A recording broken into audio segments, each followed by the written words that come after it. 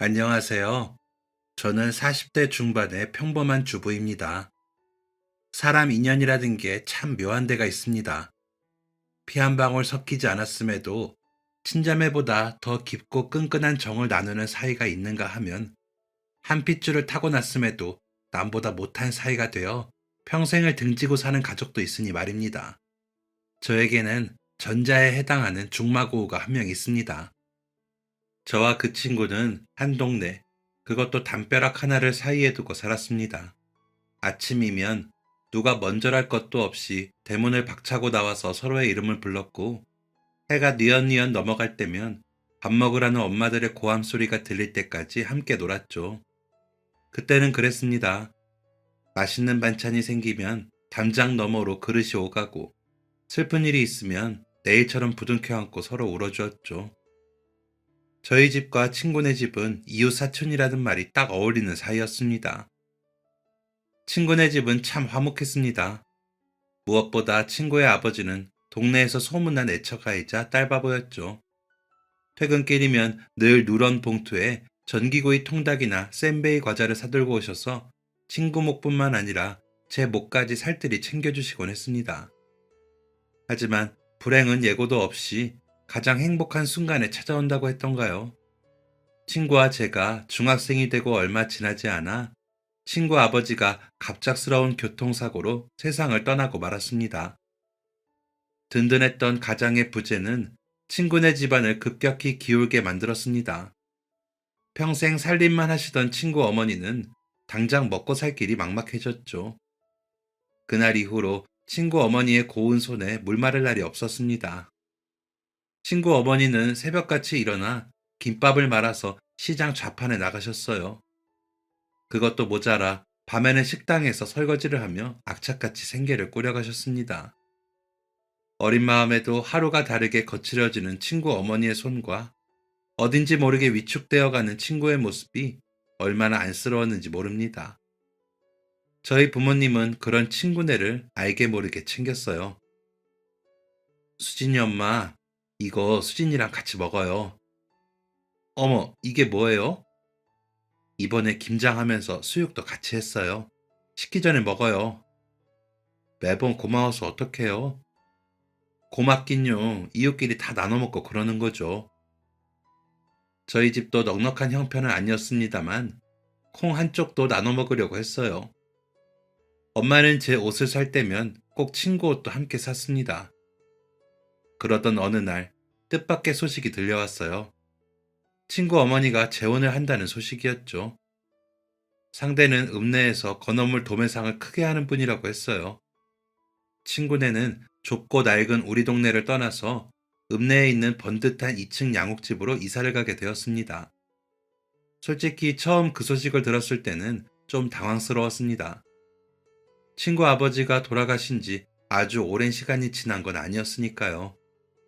하지만 저희 부모님은 다행이라고 말씀하셨어요. 친구 어머니가 새벽 찬바람을 맞으면서 고생하는 걸 누구보다 가까이서 지켜보셨으니까요. 저 역시 부모님 말씀을 듣고 보니 이제 친구가 춥고 배고픈 걱정 없이 살 수 있겠다는 생각에 마음이 놓였습니다. 하지만 제 예상은 보기 좋게 빗나갔어요. 시간이 흐를수록 친구의 얼굴은 점점 어두워졌습니다. 예전처럼 활짝 웃는 법이 없었고, 한여름에도 긴팔 체육복을 고집하며 몸을 꽁꽁 싸매고 다녔습니다. 친구의 눈 밑에는 늘 짙은 그늘이 드리워져 있었어요. 그러던 어느 날, 친구가 소매를 걷어올려 자신의 팔뚝을 보여줬습니다. 저는 친구의 팔을 보고 깜짝 놀랐어요. 회초리로 맞은 듯한 붉은 자국과 시퍼런 멍이 곳곳에 피어 있었기 때문이죠. 이게 뭐야? 누가 이렇게 때린 거야? 새아빠가. 뭐? 너희 아빠가? 응, 훈육이래. 다 나 잘 되라고 가르치는 거래. 친구의 목소리는 건조했습니다. 이미 눈물마저 말라버린 것 같았어요. 새아빠라는 사람은 겉으로는 점잖고 합리적인 척했지만 집안에서는 엄격한 독재자였습니다. 처음에는 귀가 시간이 늦거나 성적이 떨어지면 훈육이라면서 손바닥을 때리는 정도였다고 합니다. 하지만 그 강도가 점차 심해졌다고 해요. 문제는 친구의 성정이었습니다. 워낙 똑부러지고 야무진 아이라 자신이 잘못하지 않은 일에 대해서는 절대 고개를 숙이지 않았거든요. 억울한 건 억울하다고 말해야 직성이 풀리는 성격이었죠. 새아빠에게는 그게 버르장머리 없는 태도로 보였던 모양입니다. 어른이 말하는데 어디 눈을 똑바로 뜨냐고, 어디서 배운 버르장머리냐고 바로 손바닥이 날아오더라. 새아빠는 친구의 당당함을 꺾고 싶어 했습니다. 사과하며 끝날 일을 친구가 입을 꾹 다물고 버티면 괘씸하다면서 매를 들었죠. 그 매질은 훈육이라는 이름 아래 점점 감정적으로 변해갔습니다. 아주머니한테 말했어? 떨리는 목소리로 묻자 친구가 힘없이 고개를 끄덕였습니다. 말했지. 너무 힘들다고. 숨 막힌다고. 근데 엄마가 뭐라는 줄 알아? 새아빠가 날 친자식처럼 생각해서 그러는 거래. 엄마는 더 이상 내 편이 아니야. 그 집에서 내 편은 이제 아무도 없어. 그 말을 하는 친구의 눈동자는 깊은 절망으로 가득 차 있었습니다. 세상 어디에도 기댈 곳이 없다는 고립감이 친구의 영혼을 서서히 갉아먹고 있었어요. 그날 밤 저는 뜬 눈으로 밤을 지새웠습니다. 눈을 감으면 친구의 팔뚝에 선명하게 남은 시퍼런 멍자국이 아른거려 잠을 잘 수 없었어요. 고민 끝에 저는 엄마에게 친구 얘기를 했습니다. 엄마라면 해결해 줄 수 있을 거라고 믿었기 때문이죠. 엄마, 있잖아. 수진이 말이야. 새아빠한테 맞고 사는 것 같아. 우리가 도와주면 안 돼? 제 말에 설거지를 하던 엄마의 손이 딱 멈췄습니다. 엄마는 한숨을 푹 쉬며 앞치마에 손을 닦고 이렇게 말씀하셨어요. 너 어디 가서 그런 소리 하고 다니지 마. 남의 집 가정사에 함부로 끼어드는 거 아니야. 수진이가 너무 힘들어한단 말이야. 엄마가 수진이 몸에 남은 멍자국을 봤어야 해. 엄마가 그 아저씨한테 얘기하면 안 돼? 수진이 엄마는 그걸 모른대? 아니, 그건 아닌데. 그럼 가만히 있어. 괜히 우리가 나섰다가 부부싸움이라도 나면 어떡하니? 엄마의 반응은 제 기대와는 전혀 달랐습니다. 어른들의 세계에는 남의 집 일이라는 보이지 않는 선이 있었고, 그 선은 제 생각보다 훨씬 높고 단단했어요. 그럼 그냥 보고만 있어? 수진이 엄마가 안다며. 그럼 알아서 잘 말리겠지. 너는 공부나 해. 쓸데없는 소리 말고. 엄마는 애써 제 말을 외면하며 다시 그릇을 딸그락거렸습니다. 그 순간 깨달았어요. 아무리 친한 이웃사촌이라도 닫힌 현관문 안에서 벌어지는 일에는 쉽게 손을 내밀어주지 않는다는 걸요. 친구가 힘들어하는데 아무 도움도 줄 수 없다는 사실에 저는 깊은 무력감을 느꼈습니다. 그러던 어느 날 밤이었어요. 제 방 창문으로 작은 돌멩이 하나가 날아들었습니다. 창문을 여니 친구가 커다란 배낭을 맨 채 결의에 가득 찬 표정으로 서 있었어요. 저는 부모님 몰래 친구를 제 방으로 불러들였습니다. 친구는 담담한 표정으로 뜻밖의 선언을 했어요. 나 오늘 밤 서울로 갈 거야. 그야말로 청천벽력 같은 말에 놀라서 되물었습니다. 뭐, 서울? 너 미쳤어? 거기가 어디라고 겁도 없이 간다는 거야. 나 오늘 아침에도 밥 먹다가 젓가락질 잘못했다고 종아리에 피멍들도록 맞았어. 더 이상은 못 참아. 여기서 이렇게 사느니 차라리 나가서 죽는 게 나아. 저는 그런 친구를 만류했습니다. 차라리 선생님한테 말하자. 아니면 경찰에 신고하자. 소용없어. 엄마도 참으라는데 남들이 뭘 해줘. 이미 몇 달 전부터 계획한 일이야. 친구는 새아빠와 엄마가 여행을 떠난 사이 서울로 도망칠 만반의 준비를 마친 상태였습니다. 굳게 담은 입술과 흔들림 없는 눈빛을 보면서 제가 무슨 말을 해도 친구를 돌려세울 수 없다는 걸 직감했어요. 친구에게 그 집은 더 이상 집이 아니라 감옥이었으니까요. 그런 친구에게 뭘 해줄 수 있을까 고심하다가 책상 서랍 깊숙한 곳으로 손을 뻗었습니다. 낡은 교과서들 뒤에 빨간색 돼지 저금통이 숨어 있었어요. 저금통을 꺼내들자 제법 묵직한 무게감이 전해져 왔습니다. 이게 뭐야? 친구가 커다란 돼지 저금통을 보고 놀란 눈으로 물었어요. 너 알지? 나 마이마이 사려고 돈 모은 거. 몇 년 전부터 명절 세뱃돈, 심부름값, 그리고 버스비까지 아껴서 악착같이 모은 거야. 저는 책상 서랍에서 커터칼을 꺼내서 망설임 없이 돼지의 배를 갈랐습니다. 플라스틱이 찢어지는 투박한 소리와 함께 그 안에서 동전과 꼬깃꼬깃하게 접힌 1,000원, 5,000원짜리 지폐들이 와르르 쏟아져 나왔어요. 우리는 떨리는 손으로 돈을 세었습니다. 10만 원이 조금 넘는 돈이었습니다. 우리 같은 학생들에게는 몇 년을 모아야 만져볼 수 있는 거금이었죠. 이거 가져가. 저는 돈을 차곡차곡 정리해서 친구에게 건넸습니다. 친구는 소스라치게 놀라며 손을 저었어요. 미쳤어? 너 마이마이 산다고 독하게 돈 모으는 거 내가 다 봤는데 이걸 어떻게 받아? 안 돼, 못 받아. 받아. 그깟 카세트야. 돈 모아서 나중에 사면 되지. 괜히 서울 가서 밥 굶지 말고 밥값에 보태. 나 돈 있어. 그래도 받아. 나중에 성공해서 갚으면 되잖아. 저는 친구의 손에 억지로 돈 뭉치를 쥐어주었습니다. 그제야 친구는 참았던 울음을 터뜨렸어요. 소리내어 울지도 못하고 입술을 꽉 깨문 채 굵은 눈물방울만 뚝뚝 흘렸습니다. 어깨를 들썩이며 우는 친구를 보며 저도 따라 울었어요. 고마워. 진짜 고마워. 이 돈 절대 허투루 안 쓸게. 네가 피같이 모은 돈이니까 정말 꼭 필요한 데 쓸게. 부모님이 깨실까봐 우리는 도둑고양이처럼 살금살금 집을 빠져나왔습니다.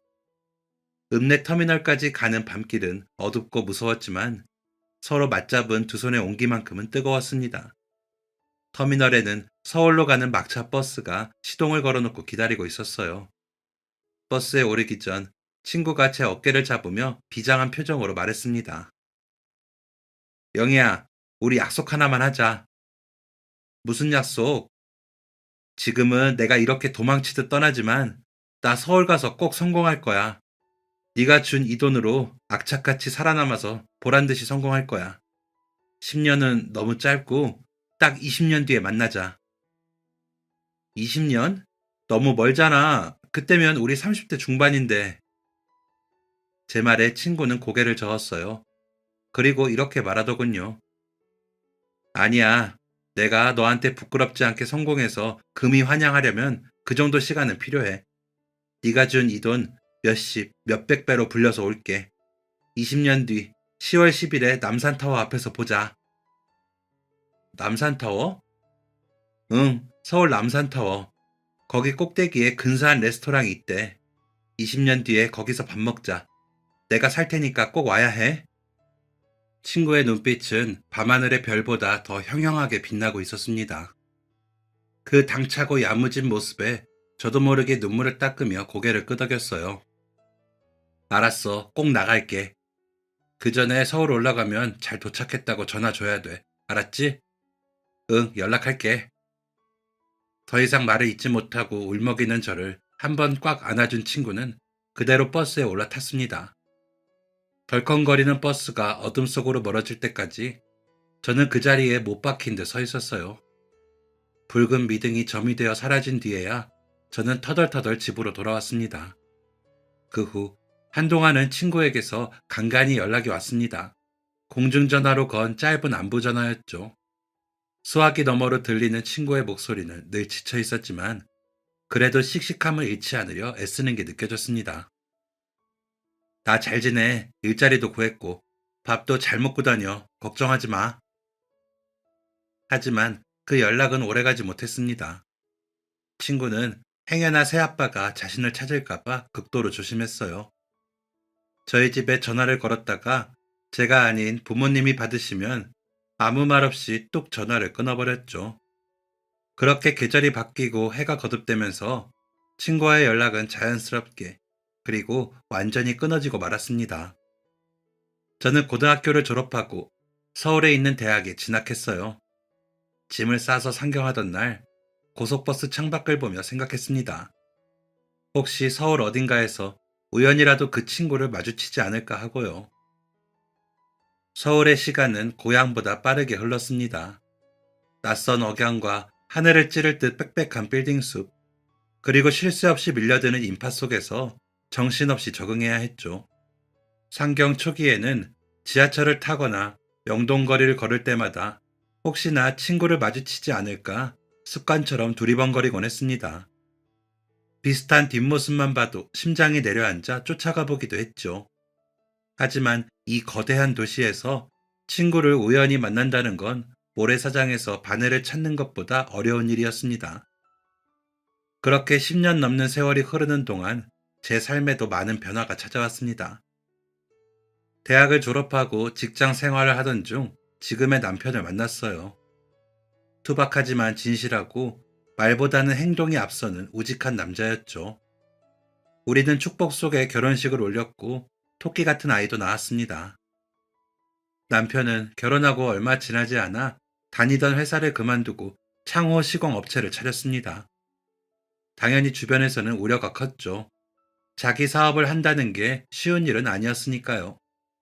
하지만 남편에게는 누구보다 확실한 무기가 있었습니다. 바로 성실함과 기술이었죠. 한 번 단 창문은 내 얼굴이다. 바람 한 점, 물 한 방울 새지 않게 해야 한다. 이것이 남편의 철학이었습니다. 남들이 보지 않는 실리콘 마감 하나, 나사 하나까지 꼼꼼하게 챙기는 남편의 솜씨는 금세 입소문을 탔습니다. 얼마 지나지 않아 일감이 밀려들기 시작했고, 몇 년 만에 직원 두세 명을 둔 어엿한 시공 전문 업체로 자리 잡았죠. 저 역시 다니던 직장을 그만두고 남편 사업을 도왔습니다. 격리 업무, 자재 발주, 거래처 장부 관리까지 도맡으며 부부가 함께 머리를 맞대고 회사를 키웠죠. 땀 흘려 번 돈은 정직했습니다. 우리는 그 돈을 차곡차곡 모아서 서울 외곽에 우리 명의의 아파트를 장만했습니다. 비록 중심가는 아니었지만 우리 가족이 발 뻗고 누울 수 있는 따뜻한 보금자리가 생긴 것이죠. 여보, 고생했어. 다 당신 덕분이야. 이사하던 날, 거실 바닥에 신문지를 깔고 짜장면을 비비며 남편이 제 손을 잡고 했던 말이 아직도 귓가에 선합니다. 그때까지만 해도 우리가 쌓아 올린 이 성이 영원할 줄 알았습니다. 하지만 위기는 예고도 없이 가장 믿었던 곳에서 터져나왔습니다.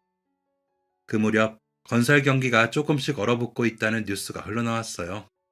다행히 남편 업체는 한 중견 건설사와 대규모 창호 공사 계약을 맺어서 안심하고 있었습니다.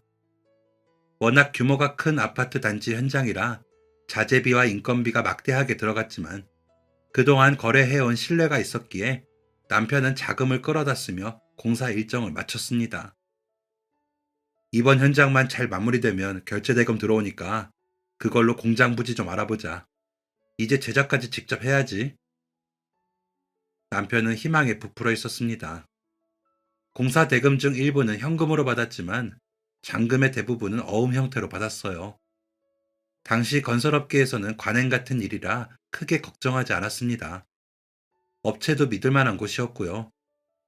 그러던 어느 날 아침 청천벽력 같은 소식이 날아들었습니다. 사장님, 뉴스 보셨어요?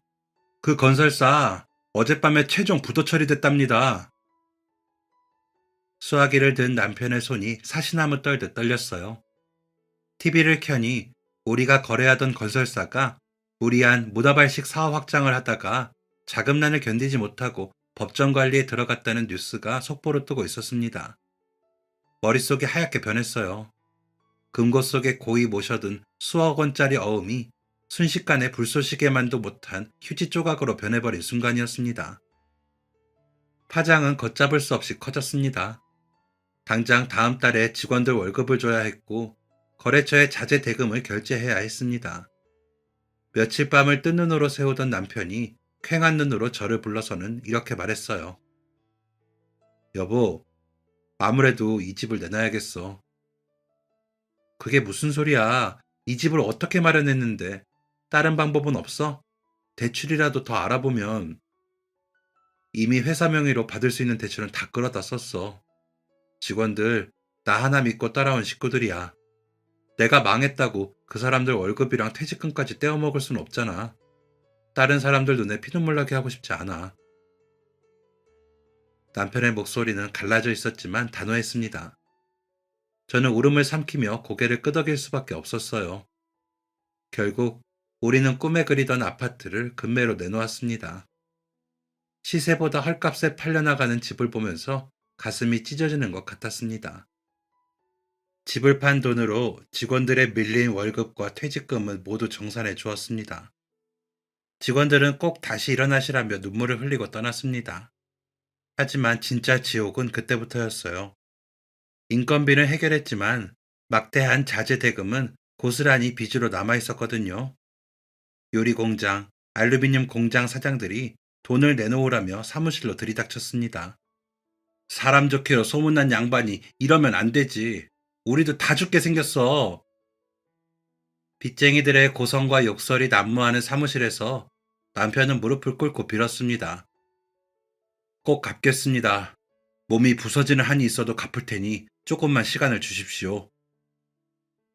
한순간에 사장님에서 빚쟁이로 전락한 남편은 그날부터 막노동 현장으로 나갔습니다. 일당을 조금이라도 많이 주는 곳이면 지방이든 산골이든 가리지 않고 달려갔어요. 저 역시 가만히 있을 순 없었습니다. 당장 아이 학원비는커녕 쌀떡 채울 돈도 없었으니까요. 보증금이 싼 낡은 빌라의 월세방으로 이사를 마친 후 저는 생활정보지를 뒤적였습니다. 그러다 한 구인 광고가 눈에 띄었어요. 유명한 프랜차이즈 김밥집이었습니다. 초보도 가능하다는 말에 일단 가게로 쫓아갔어요. 설거지랑 재료 손질만 하시면 돼요. 힘쓰는 일이 많아서 좀 고될 텐데 할 수 있겠어요? 점장님의 물음에 저는 고개를 세차게 끄덕였습니다. 네, 할 수 있습니다. 뭐든 시켜만 주세요. 그날부터 저의 전쟁 같은 하루가 시작되었습니다. 고무장갑을 끼고 산더미처럼 쌓인 그릇을 닦고 무거운 쌀포대를 나르고 뜨거운 밥솥과 씨름했어요. 점심시간이면 밀려드는 주문에 정신을 차릴 수 없었습니다. 퇴근하고 집에 오면 손가락 마디마디가 퉁퉁 부어서 주먹이 쥐어지지 않을 정도였어요. 그렇게 하루하루를 빚 갚는 기계처럼 감정 없는 로봇처럼 살아가던 어느 날이었습니다. 달력을 넘기던 제 손이 멈칫했어요. 10월 10일, 그 날짜를 보는 순간 심장이 쿵 하고 내려앉았습니다. 먹고 사는 게 너무 바빠서 한동안 잊고 있던 친구와의 약속 날짜가 어느덧 코앞으로 다가와 있었어요. 20년 뒤 10월 10일에 남산타워 앞에서 만나자. 그날 밤 친구의 형형하던 눈빛과 목소리가 환청처럼 들려왔습니다. 가슴 깊은 곳에서 뜨거운 것이 울컥 치밀어 올랐어요. 가야 할까? 저도 모르게 중얼거렸습니다. 20년이라는 세월은 강산도 2번이나 변하게 만드는 시간이었어요. 친구가 어린 날의 약속을 기억하고 있을 리 만무했습니다. 어쩌면 벌써 잊어버리고 어딘가에서 잘 살고 있거나 아니면 저처럼 사는 게 바빠서 약속 따윈 까맣게 잊었을지도 모르죠. 아니, 기억하고 있더라도 굳이 나오지 않을 확률이 높았습니다. 하지만 만에 하나라는 게 있지 않습니까? 나도 이렇게 기억하고 있는데 그 친구도 기억하고 있다면, 혹시나 그 친구가 그 자리에 나와서 나를 하염없이 기다리게 된다면, 그러다 어느덧 약속한 날짜가 다가왔어요. 마침 그날은 식당의 정기 휴무일이었습니다. 남편은 새벽같이 지방 현장으로 내려갔고 아이는 학교에 가 있었죠. 텅 빈 집에 홀로 앉아 시계바늘만 쳐다보던 저는 오전 11시가 되자 무언가에 홀린 듯 자리에서 일어났습니다. 옷장을 뒤져 그나마 가장 깨끗한 블라우스를 꺼내 입고 립스틱을 짙게 발라 핏기 없는 입술을 감췄어요. 거울 속 제 모습이 낯설었지만 지금은 그런 걸 따질 때가 아니었습니다. 저는 그대로 집을 나서서 버스에 올랐어요. 창밖으로 스쳐가는 서울의 풍경이 오늘따라 유난히 선명하게 다가왔습니다. 남산타워가 가까워질수록 심장이 터질 듯이 뛰었어요. 버스에서 내려 남산으로 올라가는 길, 화창한 가을 햇살이 야속할 만큼 눈부셨습니다. 가족끼리, 연인끼리 웃으며 지나가는 사람들 틈에서 저는 잔뜩 긴장한 채 약속 장소인 팔각정 앞에 다다랐어요. 시계는 11시 50분을 가리키고 있었습니다. 저는 숨을 크게 들이마시며 주위를 둘러보았습니다. 수많은 인파 속에서 익숙한 얼굴을 찾기 위해 눈을 가늘게 떴어요. 20년이 지났으니 얼굴도 많이 변했겠죠. 못 알아보면 어떡하나 걱정이 앞섰습니다. 그때였습니다. 저만치 앞 팔각정 난간 쪽에 누군가 서 있었습니다. 세련된 정장 차림에 선글라스를 낀 여자였어요. 여자는 손목시계를 수시로 확인하며 초조한 듯 주위를 두리번거리고 있었습니다. 순간 심장이 쿵쿵 뛰기 시작했어요.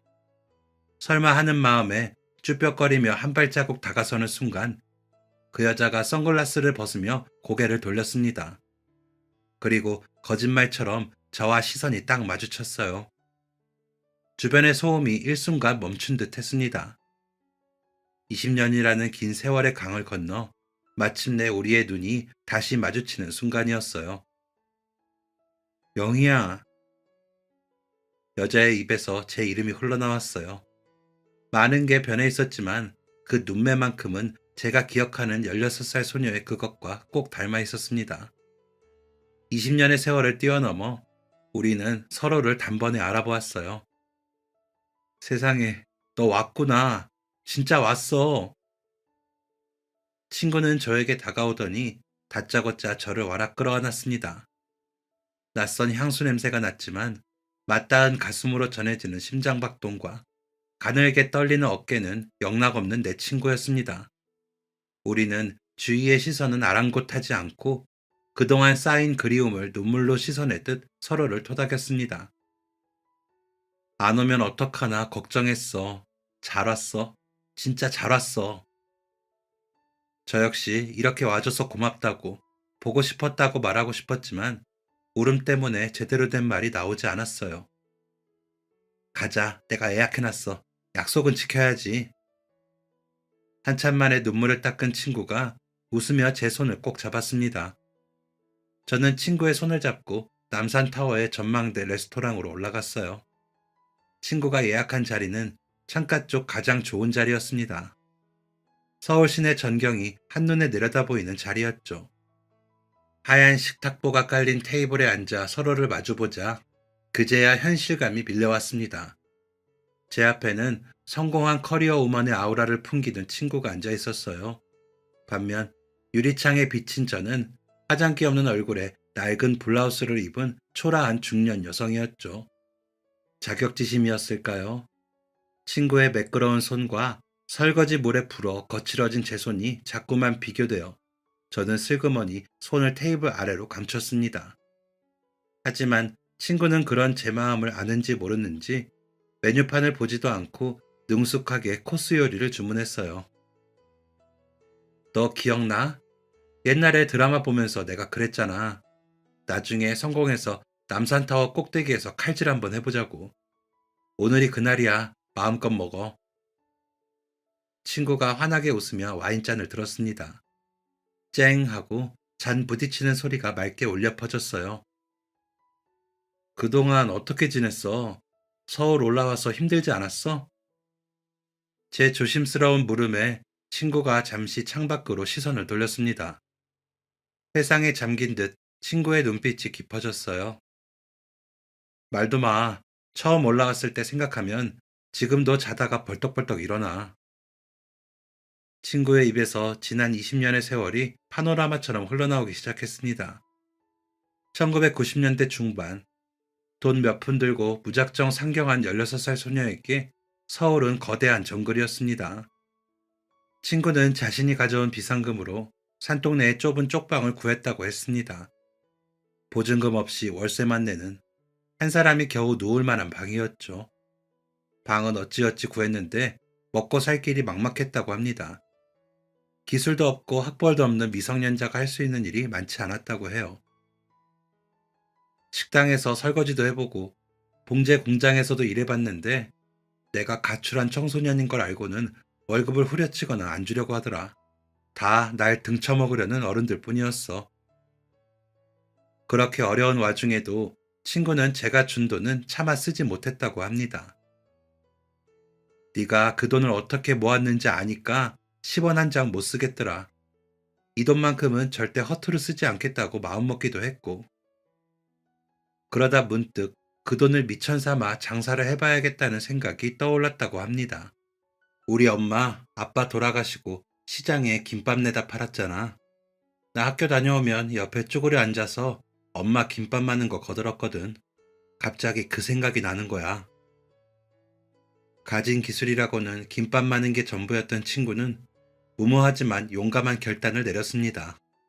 제가 준 10만 원 중 일부를 헐어 김밥 재료를 사기로 한 겁니다. 친구는 그 길로 새벽 시장으로 달려가 재료를 샀다고 해요.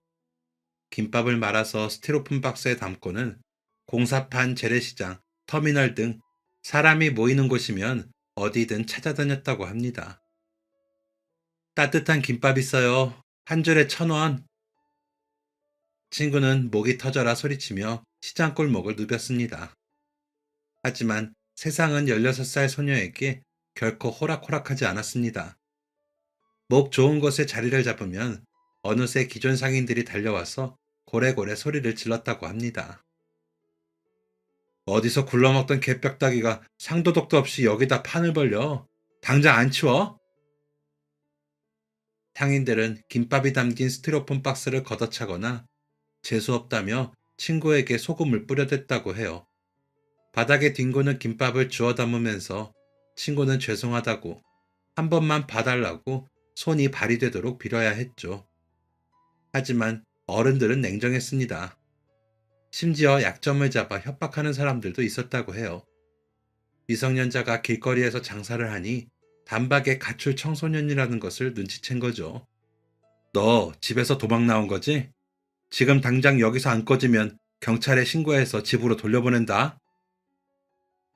친구는 그 말이 가장 무서웠다고 합니다. 그래서 신고하겠다는 말이 들리면 팔다 남은 김밥통을 끌어안고 뒤도 돌아보지 않고 도망쳤다고 해요. 서러움에 공중 화장실 구석에 숨어서 소리 죽여 운 날도 셀 수 없이 많았다고 합니다. 그만두고 싶을 때가 한두 번이 아니었어. 그냥 다 포기하고 싶었지. 그런데 그때마다 네가 떠올랐어. 서울 가서 성공하겠다고 호언장담했는데 여기서 포기하면 인간이 아니다. 그렇게 되뇌면서 하루하루를 버텼지. 그 오기가 친구를 다시 일으켜 세웠습니다. 친구는 결코 포기하지 않았어요. 그런 친구에게 기회는 아이러니하게도 국가적 위기와 함께 찾아왔습니다. 1997년 IMF 외환 위기가 터진 겁니다. 나라가 망한다고 난리였잖아. 멀쩡한 회사가 부도나고 양복 입은 아저씨들이 거리로 쏟아져 나오는데 나한테는 그게 기회가 됐어. 하루아침에 명예퇴직을 당하고 갈 곳 없는 가장들이 공원으로 거리로 쏟아져 나오던 시절이었습니다. 주머니 사정이 얇아진, 아니 당장 내일의 생계를 걱정해야 하는 그들에게 5,000원짜리 점심 식사는 감당하기 힘든 사치였죠. 그때 친구가 파는 1,000원짜리 김밥은 그들에게 단순한 끼니가 아니라 구원과도 같았습니다. 사람들 입맛은 정직해. 싸구려 쌀을 쓰는지 묵은 채소를 쓰는지 기가 막히게 알거든. 그래서 좀 고되더라도 매일 새벽 시장에 가서 제일 신선한 시금치를 사다가 무쳤어. 참기름도 방앗간에서 직접 짠 걸 썼고. 친구는 그때를 회상하며 눈을 반짝였습니다. 1,000원짜리지만 그 안에 담긴 정성은 10,000원짜리 정식 못지않게 꾹꾹 눌러 담았지. 그랬더니 소문이 나더라고. 밥값을 아끼려고 사먹던 넥타이 부대들도 나중에는 이 집 김밥을 먹으면 속이 든든하다면서 줄을 서기 시작했어. 그때부터 친구의 김밥은 날개 돋친 듯 팔려 나갔습니다. 친구는 물량을 맞추기 위해 비가 오나 눈이 오나 하루 3시간 쪽잠을 자며 김밥을 말았다고 해요. 손목 인대가 늘어나서 파스를 칭칭 감고 살았고 뜨거운 밥을 하도 만져서 손가락 지문이 닳아 없어질 정도였다고 합니다. 그렇게 악착같이 일하고 차곡차곡 돈을 모아서 작은 매장을 열고 조금씩 넓혀갔다고 해요. 그러다 시내 한복판에 커다란 가게를 열게 됐다고 합니다. 그 뒤로는 뭐 앞만 보고 달렸지. 김밥 하나로 시작해서 메뉴도 차츰 늘리고 직영점도 내고 그러다 보니 여기까지 왔네. 담담하게 말하는 친구의 목소리에는 지난 세월의 고단함과 그것을 이겨낸 자부심이 동시에 묻어났습니다. 정말 대단하다. 넌 뭐든 해낼 줄 알았어. 어릴 때부터 당차고 야무졌잖아. 그럼 지금은 꽤 유명한 김밥집 사장님이겠네? 저는 진심으로 감탄하며 고개를 끄덕였습니다. 친구가 냅킨으로 입가를 닦으며 쑥스러운 듯 웃었어요. 전국에서 가맹점 문의가 들어오니까 나름 성공한 거지. 네가 사는 동네에도 있을지 모르겠다. 그러면서 친구가 자신의 브랜드 이름을 말했습니다. 순간 저는 쥐고 있던 포크를 떨어뜨릴 뻔했어요. 머릿속에서 쾅 하고 천둥이 치는 듯 했습니다. 제가 주방 보조로 일하고 있는 바로 그 프랜차이즈였거든요. 하루 종일 재료를 손질하고 설거지를 하는 그 가게의 주인이 바로 제 친구였던 겁니다. 네가 네가 거기 대표라고? 응, 왜? 너희 동네에도 있어? 친구는 반가운 듯 물었지만 저는 말문이 막혀서 입만 벙긋거렸습니다. 세상에 이런 우연이 있을까요? 동시에 친구의 눈부신 성공과 저의 초라한 현실이 극명하게 대비되면서 얼굴이 화끈거렸습니다. 친구는 대표님이고 나는 그 회사의 말단 주방 아줌마라니 쥐구멍이라도 있으면 숨고 싶은 심정이었어요. 야, 내 얘기만 너무했다. 너는? 너는 그동안 어떻게 살았어? 결혼은 했고? 남편은 뭐 하는 사람이야? 친구가 호기심 어린 눈으로 물었습니다. 저는 마른 침을 삼켰어요. 사실대로 말해야 할까? 아니면 적당히 잘 살고 있다고 거짓말을 해야 할까? 남편은 사업 망해서 막노동 나가고 나는 네가 만든 회사 가맹점에서 설거지한다고 말할 수 있을까? 자존심이 제 혀끝을 붙잡았습니다. 하지만 친구의 맑고 투명한 눈동자를 마주한 순간 그냥 진실을 말해야겠다는 생각이 들었어요. 저는 떨리는 목소리로 입을 뗐습니다. 남편의 샤시 사업이 얼마나 잘 나갔었는지, 우리가 얼마나 행복했었는지, 그리고 한순간의 부도로 어떻게 무너져 내렸는지 덤덤하게, 하지만 숨김없이 모든 걸 털어놓았어요. 그래서 지금은 월세방 살면서 식당 일 다니고 있어. 남편은 공사판 다니고 있고, 제 이야기가 이어질수록 친구의 표정이 굳어졌습니다. 안타까움과 놀라움, 그리고 슬픔이 교차하는 얼굴이었어요. 그리고 이게 진짜 믿기지 않겠지만 저는 마지막 용기를 내어 고백했습니다. 내가 지금 일하는 식당이 바로 네가 만든 그 브랜드야. 나 거기서 주방 보조로 일해. 잠시 정적이 흘렀습니다. 친구는 믿기지 않는다는 표정으로 저를 빤히 바라보았어요. 그러다 이내 눈시울이 붉어지더니 제 거친 손을 덥석 잡았습니다. 세상에 진짜야? 네가 내 가게에서 일하고 있다고? 나도 네가 대표일 줄은 꿈에도 몰랐지. 그냥 집 근처라서 선택한 건데. 친구는 제 손을 어루만지며 한동안 말을 잇지 못했습니다. 거칠어진 제 손가락 마디마디를 쓰다듬는 친구의 손길이 파르르 떨리고 있었어요. 미안해. 내가 너무 늦게 너를 찾았네. 이렇게 네가 고생하는 줄도 모르고 나만 잘 먹고 잘 산 것 같아서 너무 미안해. 눈물을 뚝뚝 흘리는 친구를 보며 저도 코끝이 찡해졌습니다. 하지만 친구의 눈빛은 단순히 동정심에 젖은 눈빛이 아니었습니다. 눈물을 닦아낸 친구의 눈이 20년 전 터미널에서 보았던 그 당찬 빛깔로 다시 번뜩이기 시작했어요. 근데 영희야, 잘 됐다. 아니, 차라리 잘 된 거야. 뭐가? 나 지금 절실하게 필요한 사람이 있거든. 사업하는데 믿고 맡길 사람이 없어서 미치겠던 참이었어. 친구는 가방에서 손수건을 꺼내 눈물을 닦더니 자세를 고쳐 앉았습니다. 너희 남편 샤시랑 인테리어 시공 꼼꼼하게 잘한다고 했지? 직원들 월급 챙겨주느라 집까지 팔 정도로 책임감 강한 사람이고. 그렇긴 하지. 기술 하나는 자부심 있는 사람이니까. 그리고 너 옛날부터 꼼꼼하고 돈 계산 하나는 확실했잖아. 내 매장에서 일해봐서 현장 돌아가는 것도 잘 알 테고. 친구가 제 눈을 똑바로 응시하며 뜻밖의 제안을 했습니다. 나랑 같이 일하자.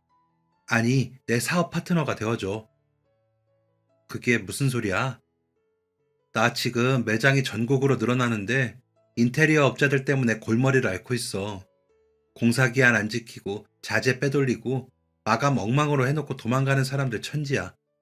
내가 믿고 맡길 수 있는 내 사람이 필요해. 친구의 목소리에 힘이 실렸습니다. 내가 너희 남편 사업에 투자할게. 그냥 빌려주는 게 아니라 정식으로 투자하는 거야. 그 돈으로 남편 빚 갚고 제대로 된 창호 공장이랑 인테리어 법인 하나 차려. 대신 우리 브랜드의 전지점 인테리어랑 유지 보수는 너희가 맡아서 해줘. 저는 멍하니 친구를 바라보았습니다. 10억, 아니 그 이상의 가치가 있는 제안이었습니다. 너 진심이야? 우리 지금 빈털털이야. 빚쟁이들이 쫓아다니는 신세라고. 그러니까 하는 말이야. 네가 20년 전에 나한테 전 재산 털어줬잖아. 네가 날 믿어줬던 것처럼 나도 너랑 네 남편 기술 믿고 투자하는 거야. 이건 적선이 아니라 비즈니스야. 친구는 단호했습니다. 20년 전 제가 건넨 10만 원이 친구를 살렸듯 이제 친구가 건네는 손길이 벼랑 끝에선 우리 가족을 잡으려 하고 있었습니다. 20년 전에 약속했잖아. 그날 빌린 돈 몇십, 몇백 배로 불려서 갚겠다고. 이게 내가 갚는 방식이야. 친구의 진심 어린 제안 앞에서 저는 더 이상 자존심을 세울 수 없었습니다. 거절할 명분도 없었어요. 그 사이 뜨거운 눈물이 볼을 타고 흘러내렸습니다. 친구는 웃으면서 그런 제 어깨를 다독여줬어요. 영희야, 우리 같이 잘 살자. 알았지? 남산에서 내려오는 버스 안, 차창 밖으로 스쳐가는 서울의 풍경이 그날따라 유난히 찬란하게 보였습니다. 주머니 속에는 친구의 명함이 들어있었어요. 월세방 현관문을 열고 들어서니 고단한 하루를 마친 남편이 파스 냄새를 풍기며 웅크리고 잠들어 있었습니다. 거칠어진 남편의 손등을 보자 울컥 눈물이 솟았어요. 여보, 일어나봐. 할 말이 있어. 제가 흔들어 깨우자 남편이 부스스한 얼굴로 일어났습니다. 그러더니 제 얼굴을 보고 깜짝 놀랐어요. 당신 왜 그래? 무슨 일 있어? 울었어? 저는 남편의 손을 꼭 잡고 오늘 있었던 기적 같은 이야기를 털어놓았습니다. 20년 전 헤어진 친구를 만난 일, 그 친구가 지금 내가 일하는 프랜차이즈의 대표라는 사실, 그리고 당신의 기술을 믿고 투자하겠다는 제안까지. 이야기를 듣는 내내 남편의 눈이 점점 커지더니 이내 믿을 수 없다는 듯 멍한 표정이 되었습니다. 그게 정말이야? 우리 같은 사람들한테 거액을 투자하겠다고? 응, 당신 기술 믿고 파트너로서 같이 가자고 제안한 거야. 당신 실력이면 충분히 그럴 자격 있다고. 남편은 한참 동안 말을 잇지 못하더니 투박한 손으로 얼굴을 감싸쥐고 소리 없는 오열을 토해냈습니다. 그것은 안도감이자 벼랑 끝에서 인정받은 가장의 뜨거운 눈물이었어요. 그동안 가장이라는 무거운 짐을 홀로 짊어지고 얼마나 마음을 졸였을까요? 저는 그런 남편의 등을 가만히 쓸어내리며 당신 잘못이 아니라고, 이제 다시 시작하면 된다고 진심으로 위로를 건넸습니다. 며칠 뒤 우리는 친구의 회사 사무실에서 정식으로 투자 계약서를 작성했습니다. 친구는 공사 구분 없이 뭉뚱그려 돈을 주지 않았어요. 자금의 용도와 상환 계획, 수익 배분까지 철저하게 비즈니스적으로 접근했습니다. 그 모습이 오히려 우리 부부에게는 큰 위안이 되었습니다. 동정이 아닌 당당한 사업 파트너로 대우해주는 것이었으니까요.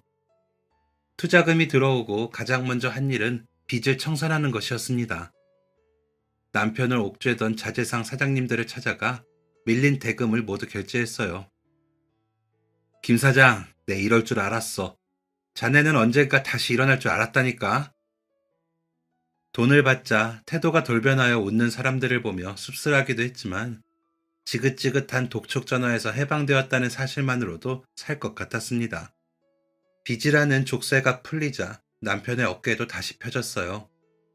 우리는 경기도 외곽에 넓은 공장 부지를 임대하고 최신식 창호 절단기와 가공기계를 들여놓았습니다. 공장에 간판을 달던 날, 남편은 작업복을 입고 간판을 어루만지며 어린아이처럼 웃었습니다. 이제 다시 시작이네. 이번엔 절대 안 무너져. 친구와의 파트너십은 기대 이상의 시너지를 냈습니다. 친구의 브랜드는 전국적으로 가맹점이 폭발적으로 늘어나고 있었는데 기존 인테리어 업체들은 공사 기한을 못 맞추거나 마감이 부실해 점주들의 불만이 많은 상황이었습니다. 남편은 특유의 꼼꼼함으로 현장을 지휘했어요. 창문 틈새에 실리콘 마감 하나, 타일 줄눈의 간격 하나까지 직접 챙겼죠. 사장님, 이렇게까지 꼼꼼하게 안 하셔도 되는데요. 현장 반장님들이 혀를 내두를 정도였지만 남편은 타협하지 않았습니다. 투자자가 믿고 맡긴 현장입니다. 그만큼 책임감을 갖고 일해야죠. 저는 경영 지원과 자금 관리를 도맡았습니다. 예전에 주방 보조로 일하면서 느꼈던 동선의 불편함을 개선하여 인테리어 설계에 반영하자 점주들의 반응이 폭발적이었어요. 역시 주방을 아는 분이 설계하니까 다르네요. 우리가 시공한 매장들은 깔끔하고 하자가 없다며 점주들의 칭찬이 자자했어요. 친구는 우리 부부의 손을 잡고 고마워했습니다. 거봐, 내가 사람 보는 눈이 있다니까. 덕분에 내가 발 뻗고 잔다. 정말 고마워. 시간이 흐르면서 우리 회사는 친구의 일을 전담하는 것을 넘어 독자적인 수주까지 따내는 건실한 중소기업으로 성장했습니다. 그로부터 강산이 한 번 더 변한다는 10년의 세월이 흘렀습니다. 저는 서울 근교의 타운하우스 마당에서 따뜻한 차를 마시며 이 글을 쓰고 있어요. 남편의 사업은 이제 완전히 자리를 잡아서 제가 매일 출근하지 않아도 될 만큼 시스템이 갖춰졌습니다. 아이 역시 그 사이 훌쩍 자라 고등학생이 되었어요. 제 곁에는 여전히 그 친구가 있습니다. 견고한 사업 파트너이자 서로의 건강을 챙기고 자식 걱정을 나누는 친자매 같은 사이로 지내고 있죠. 지난 주말에는 친구와 함께 남산타워에 다녀왔습니다. 10년 전 눈물 범벅이 되어 재회했던 그 레스토랑에서 우리는 다시 칼질을 했습니다. 창밖으로 펼쳐진 서울의 야경을 바라보며 친구가 이렇게 말하더군요. 영희야, 가끔 그런 생각을 해. 그때 네가 돼지저금통에 배를 가르지 않았다면 지금의 나는 없었겠지? 무슨 소리야. 너는 워낙 똑부러지고 야무져서 어떻게든 성공했을 거야. 아니야, 그 10만 원. 그건 그냥 돈이 아니었어. 세상 천지에 내 편 하나 없는 줄 알았는데 나를 위해 전 재산을 내어주는 사람이 있다는 사실이 나를 살게 했어. 친구의 진심 어린 고백에 가슴이 뭉클해졌습니다. 친구는 가방에서 정성스럽게 포장된 작은 상자를 저에게 건넸어요. 이게 뭐야? 열어봐. 아주 어렵게 구했어. 조심스레 포장지를 뜯자 세월의 흔적이 느껴지는 낡은 박스가 나왔습니다. 박스를 열어본 저는 그만 입을 틀어막고 말았어요. 그 안에는 이제는 단종되어 박물관에서나 볼 법한 선명한 빨간색 마이마이 카세트 플레이어가 들어있었습니다. 30년 전 제가 그토록 갖고 싶어한 바로 그 모델이었습니다. 너 이걸 어떻게... 인사동 골동품 가게를 다 뒤졌지. 작동도 잘 돼. 내가 테이프 넣어서 들어봤거든. 친구가 씩 웃으며 말했어요. 그날 돼지저금통 배를 가를 때 네 눈이 얼마나 흔들렸는지 다 봤거든. 갑자기 그날 일이 떠오르면서 어떻게든 사주고 싶다는 생각이 들더라고.